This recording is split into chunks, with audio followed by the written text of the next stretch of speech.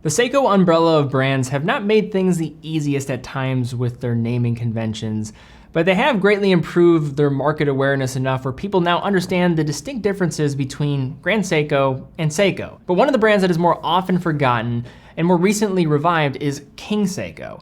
And in this video, we'll take a look at one of their latest offerings, the refined yet capable SPB279. Let's jump in.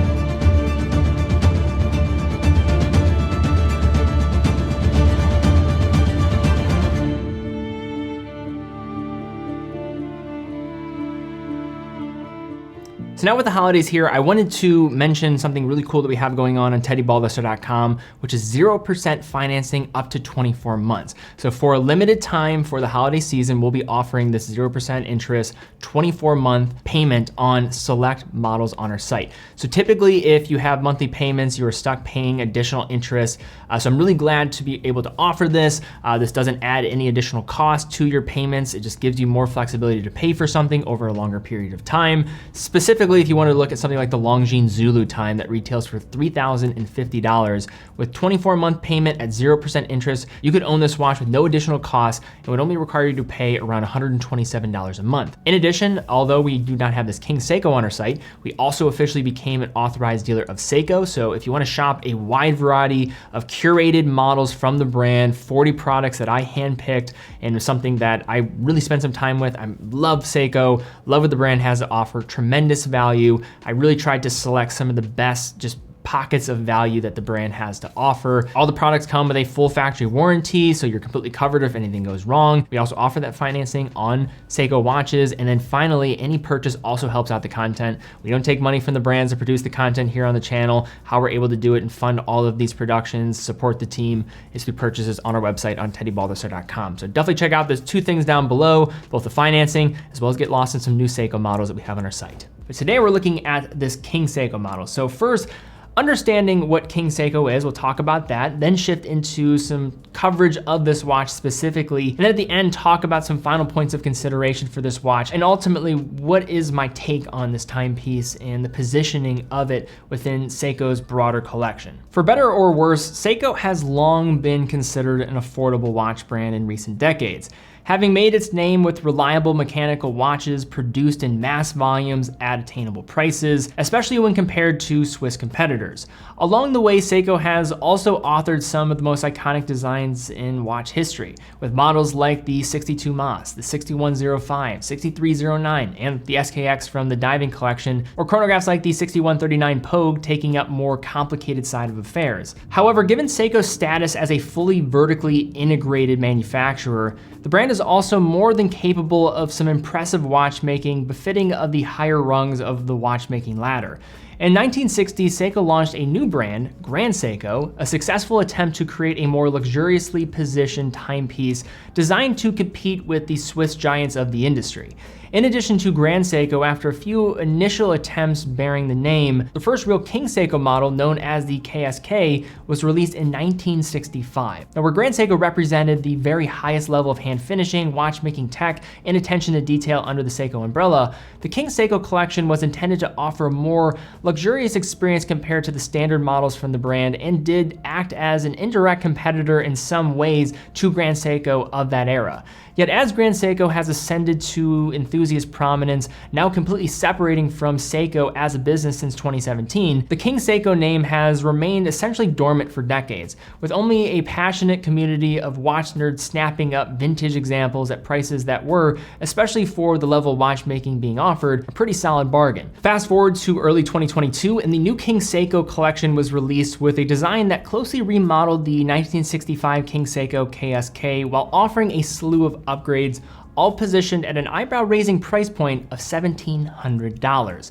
For the purposes of this review, we only have the SPB279, so we're gonna take a closer look at that, silver dial on a bracelet, and a combination that is the closest to the original KSK with a striking silver sunray dial finish. Beginning with the case and wearing experience presented by this SPB279, we have a set of dimensions that aims to mimic the original King Seiko of the 1960s.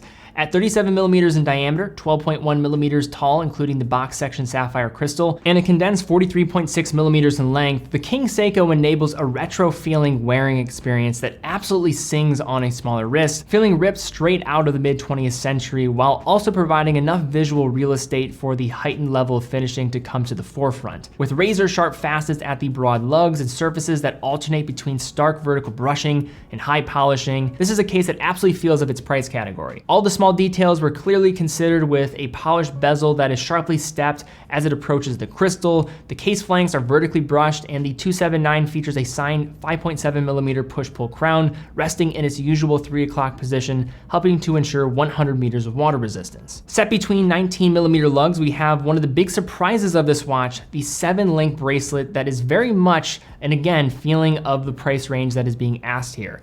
With being primarily vertically brushed like much of the rest of the watch, the bracelet offers facets on the inner surfaces of its interior links as well as on the outsides of the exterior links, giving a refined pop when moving the watch underneath the light. Tapering to 17 millimeters, the bracelet terminates with a hidden push-button butterfly-style deployant clasp that works well in practice, but also limits the potential for adjustability, with this bracelet also foregoing any half links. While not perfect, this bracelet does feel like a significant step up from the typical Seiko that you're going to find in that $700 to $1,400 range. Now, much of the legend of Grand Seiko stems from its ability to produce some of the most exquisite dials on the market, often leaning into extravagant and intriguing textured patterns with fastidiously finished indices and hands. Now, the King Seiko here takes a more minimalist approach, with the primary surface executed in sunray silver, yet it's important to note there are 4 other King Seiko references in this modern catalog, including some intriguing pops of color, but this variant remains truest again to that KSK from 1965.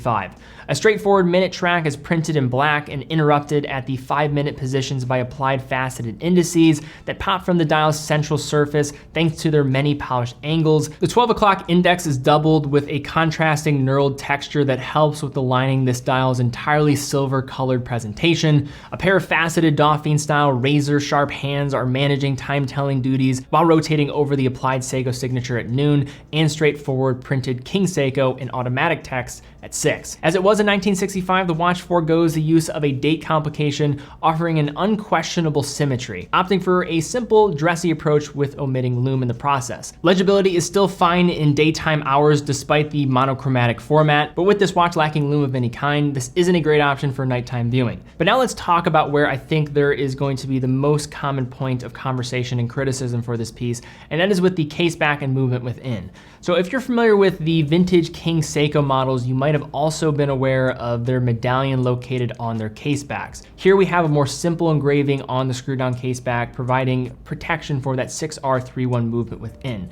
Now, for some context on this movement, this 6R31 is a no-date variant of the very popular 6R35 that debuted back in 2019. Now, compared to the more basic options, including the 4R collection of calibers, as well as the older generation 6R15, the 6R31 provides an extended power reserve of 70 hours while operating at 21,600 vibrations per hour, or 3 Hertz. This collection of calibers has already been utilized in a number of watches from Seiko, and they've been transitioning more and more, finding at price points starting around $700 with models such as the Baby Alpinist collection, making their inclusion in a watch like this maybe a point of contention. Now, one of the central arguments against this caliber's inclusion in this collection is Seiko's quoted accuracy of +25 to -15 seconds per day, which is not awe-inspiring numbers, especially for a collection that has, since its 1960s roots, valued accuracy as a central pillar. However, we did test this one and it was running exceptionally, -2 to 0 seconds a day when testing across 5 different positions. But in addition to this, it's also the 3 Hertz oscillation that also is a challenge area, given King Seiko's reputation of being one of the main brands to adopt high frequency calibers within their collection. So let's just close with some general thoughts on this King Seiko and just why I wanted to cover this watch. I think, for one, when I first saw these, I had probably very similar to reaction to many of you, and I'm thinking, wow, these look great. And getting them in person, I agree. They look great. They are fantastic looking. I love the package, love how they wear on the wrist. These are also well finished. But then you saw the price tag, and then you may have had a little bit of a reaction like, oh boy, that's a little bit too high for me. And I tend to agree. I do think that these watches are very good. And I remember holding them next to a Tudor 1926 that I had in the office. They felt in the same league. And that watch is a Tudor watch, priced around $2,000. I didn't feel that they were not so separated in terms of price. At least it didn't feel that off base. But I think the big challenge with this King Seiko is not the fact that the watch is not well done. I think it just comes down to this very pervasive issue that has plagued Seiko for decades, and that is just the brand positioning and understanding for many casual consumers on what is the difference between all of this. Seiko, King Seiko, Grand Seiko. I think the distinction between Grand Seiko and Seiko for any enthusiast out there is pretty straightforward. The Grand Seiko packaging, positioning, and product that you get is just on another level. Simple as that. But then you throw another brand in there, King Seiko, and it just adds this confusion all over again. But here's the thing, I think they could still do something with this. King Seiko could absolutely exist as its own brand. When you look at Seiko, what's the price range that you commonly think of? You probably think of sub $1,000, typically. But they have been releasing some great watches just above $1,000. Look at the SPB279. That watch, when you get it on the wrist, feels just as much as good as any other dive watch in the category. At least it's on par with many of the dive watches. I won't say it's class leading, but it does other things that allows it to be a good point of consideration for those that are looking for a dive watch in that price range. It's a great watch. And then when you think of Grand Seiko, you think of entry-level starting price points, probably around, say, $3,000 for their quartz options, starting to get closer to $4,000 for spring drives, and then ascending up from there. But what about that gap in between? What does Seiko do about this? $1,000 to $3,000. It seems for me, when talking to a lot of enthusiasts, where people have a harder time is in that range of $1,000 to $3,000. How can Seiko go about navigating this? Does it come with Seiko just being slapped in the dial? Or is this an opportunity where King Seiko can really shine? The problem with this watch is that unless you handle this watch in person, it's just not going to translate as being a good point of value for people that are maybe just casually scrolling on the internet to see this watch.